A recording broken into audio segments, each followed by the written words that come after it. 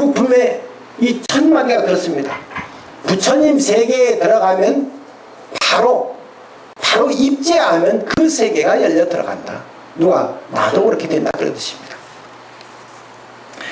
여기 내용에 보면은 14비법이라는 것이 있어요. 14비법이라고 하는 게 있는데, 14비법이라고 하는 것은 10가지 법이 아닌 것을 비법이라고 그래요. 우리가 흔히 쓰는 말 있잖아요. 야, 너 그 비법이야.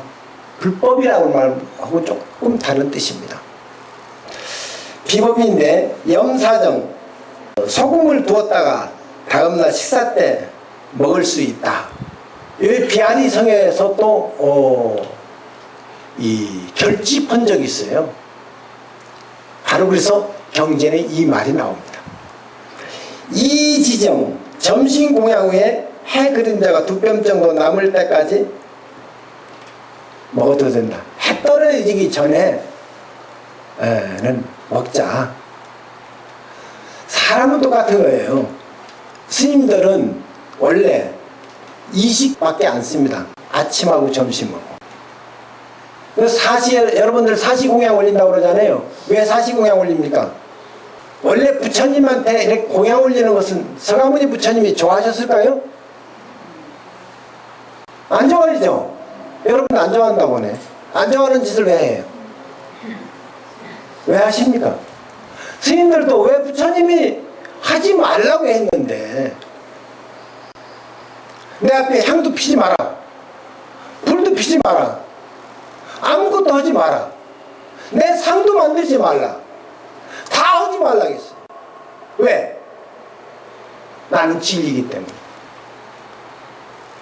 부처라고 하는 이름을 부를 때 그 진리는 사라져. 하느님 이름이 뭔지 아세요, 여러분들? 혹시? 몰라요? 하느님 이름이 뭐야? 그냥 하느님이에요? 모르시는구나. 야해입니다. 야해는 말 들어봤죠? 그래서 서양 사람들은, 기독교 믿는 사람 야해라는 말을 함부로 못해요. 왜? 어느 이름을 부르면 되나? 근데 어떤 사람은 자기가 야해라고 하는 사람 있죠. 지금 도망다닙니다. 내가 하느님이다. 그래서 약간 돌려가지고 아해 그랬어요. 다음에 욕할까봐. 근데 서양 사람은 아해나 야해나 같은 소리예요. 야했던 하느님이었던 이름을 부르는 동시에 그것은 다 망가지고 존재하지 않습니다. 그래서 부처님이 말씀을, 금강경에 말씀을, 시를 너희들이 열애라고 부르면 이미 열애가 아니라 그랬어요. 그랬잖아요. 우리 조서글이 있잖아. 진리는 진리라고는 이름을 붙일 수가 없다 이 말이에요. 바로 모든 중생들의 마음속에 환한 밝은 빛이 있는데 그 빛이 바로 진리야. 근데 그 빛이 어두우면은 진리가 아니에요. 그래서 이제 스님들이 두 끈이만 놓습니다.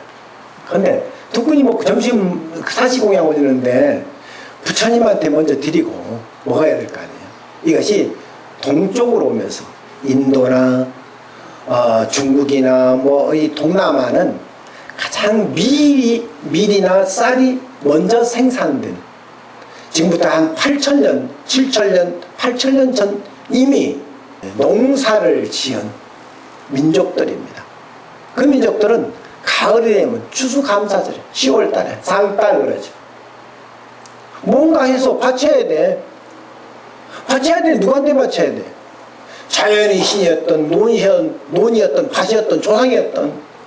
바치는데 뭘 바쳐야 돼? 오복을 해서 바쳐야 될 거 아니에요. 그것이 풍습이라 그래요. 풍속 또는 풍습 그럽니다. 습자는 익힐 습자입니다. 그렇게 익혀온 거야. 바람처럼 옛날부터 늘 어른들이 해오던 대로. 이것을 부처님이 열반하신 후 부처님 살아생전에 부처님께 올렸던 공양처럼 부처님이 열애께서 법신으로 화신으로 이 세상에 오셨던 서가모니 부처님한테 올렸던 그대로 우리는 사시에 12시가 되기 전에 공양을 올리는 겁니다. 공양을 올렸으니까 스님들은 뭐 해야 돼요? 먹어야 되잖아요. 공양 올리고. 그래서 옛날에 부처님한테 공양 올리니까 공양 올리고 스님은 그 공양밥 얻어먹는 거예요. 원래 스님들은 얻어먹으니까 스님들 뭐라고 부릅니까? 걸사라 그래요.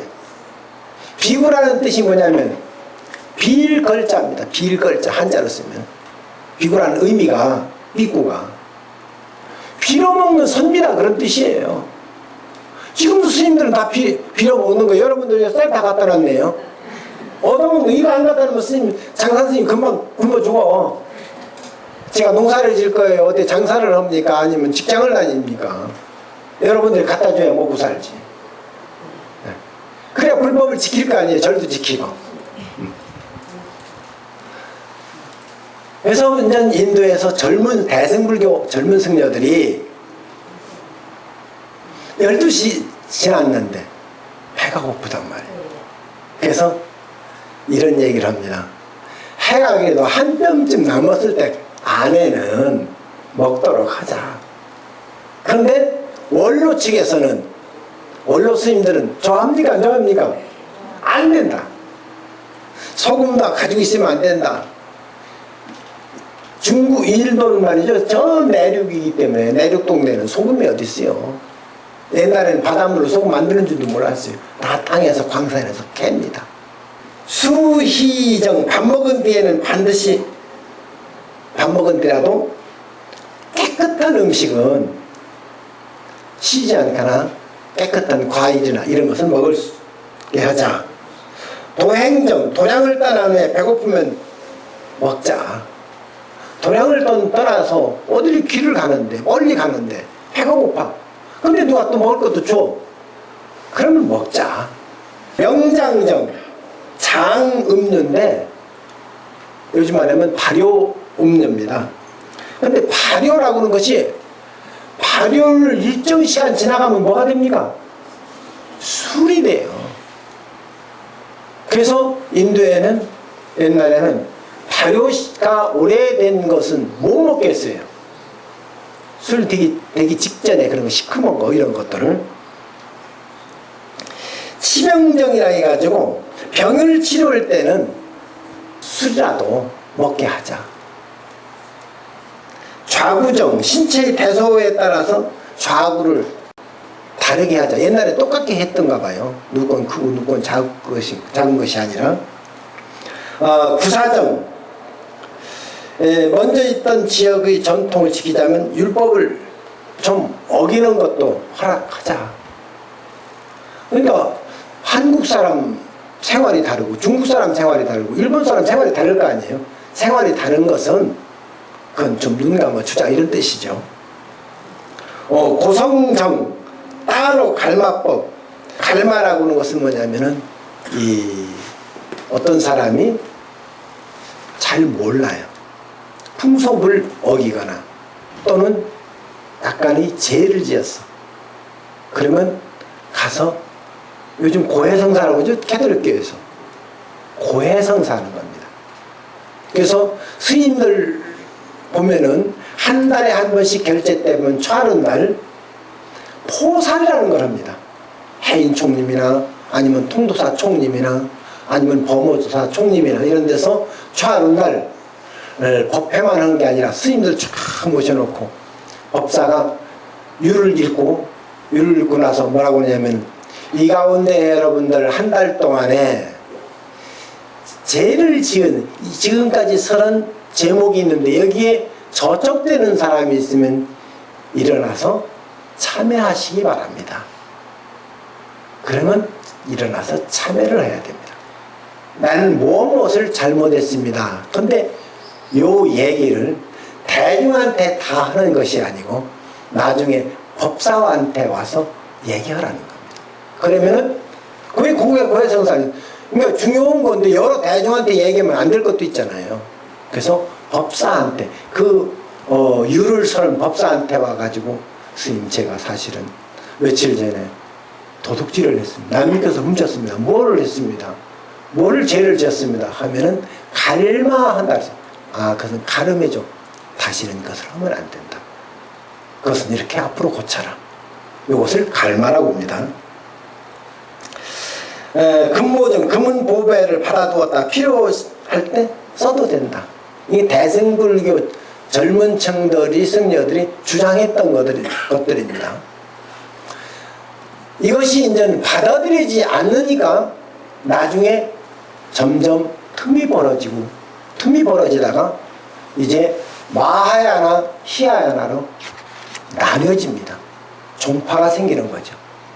마하야나 히야나 나눠지다가 나중에 되면 부파불교 여러 부파가 생깁니다. 한둘이 아니죠. 우리나라에 60년대 한국의 종파가 한 3개 내지 4개였습니다. 지금 한국 불교 종파가 몇이나 되는 거면 120개 됩니다. 조계종이라고는 이름만 들고 나온 종파가 한 20개 됩니다. 처음엔 하나였는데 80년대 말까지라도 하나였어요. 90년대 들으면서 대승불교 조계종, 사마불교 조계종, 우리는 대한불교 조계종이죠. 한국불교 조계종, 무슨 불교 조계종, 무슨 불교 조계종, 전부 조계종 붙여놓으니까 신도님들이 헷갈려. 어떤 것이 진짜 조계종이야? 경전에 있는 한 구절을 또 읽어보겠습니다. 부처님은 법을 펼침에 저 사자와 같고 강사라는 바가 마치 우레 같으니 한량도 없고 한량할 수도 없다. 많은 법의 무더기가 마치 바다와 같은지라 부처님은 큰 의왕이 되어서 많은 법으로 치료하느니 병 따라 약을 써 병을 낫게 하여 한량없는 공덕을 성취케 하고 무량한 불국토를 모두 청정하게 장엄하니 보고 들어 이익되지 않는 중생이 없으며 모든 지은 바가 헛되이 버리지 않나니 이와 같은 모든 공덕을 갖추시었다. 자, 부처님이 세상에 이렇게 오셔서 법을 설하니 마치 사자와 같고, 사자구라는 것은 사자가 하면 어떻게 됩니까? 무서워요? 모든 짐승이 숨을 죽이죠. 마치 부처님 말씀은 그와 같아서 일체 중생들이 말을 붙이지 마. 생각이 딱 끊어져. 언어도 다녀. 말이 끊어진단 말이에요. 생각도 끊어지고. 부처님 법문은 마치 그와 같고 또 부처님 말씀은 보배와 같아서 그 무더기가 바다와 같다 했어요. 환경의 바다를 설명한 얘기가 부처님 말씀을 설명한 얘기가 재밌는 설명이었어요. 이 대지에는 수많은 강이 있다. 그렇죠? 우리나라도 강이 많잖아요. 한강, 낙동강, 금강, 무슨 섬진강, 또 외국 나가면 무슨 양자강, 황하강, 인더스강, 겐지스강 뭐 수도 없이 많은 강이 있는데 전부 이름이 달라요. 강 이름이. 그런데 희한하게도 바다로 가면은 강 이름이 있습니까? 없습니까? 바다에 가서 이거 한강물이야. 한강물 따로 돌아다니고 낙동강물 따로 돌아다닙니까? 다 섞여져서 바다라고 한다. 바다에 가면 맛이 어떤 맛입니까? 짠맛 하나입니다. 그래서 부처님 불법 마치 바다와 같아서 그 중생이 어디에 살건 어떤 사람이건 상관이 없이 불법에 들어오기만 모두 다 바다가 된다. 부처가 된다 이 뜻입니다. 진리 속에 들어간다. 여러분들 오늘 입제날 모두 다 진리 가운데 들어와 계십니다. 오늘 입제 법문 마칩니다. 성불하십시오.